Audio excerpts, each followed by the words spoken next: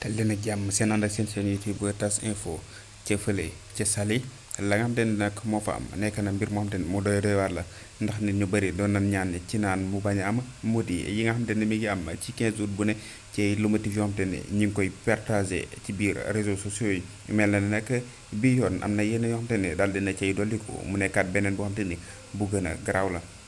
wéy leen di abonné seen YouTube tas info ngir man dem lépp loo xamante ne jëm na ci ay information loole nag am nekkaat mbir moo xamante ne mu doy waar la ndaxte ñu bëri ñi nga xamante ne jot nañ koo gis dañ ni kat ay paa ñoom lañ ci mujjee daal di gis ñoom ñu daal di ciy wàlliyaane ak ay xale yu ndaw a ndaw nekk mbir moo xamante ni mu doy waar la bu nga xamante ni lii di autorité yi war nañ ci daal di jóg ci chaque 15 août foofee ca Saly ñu mën ko protéger ba jëf ju ñaaw ju mel noonu di fa bañ jam ndaxte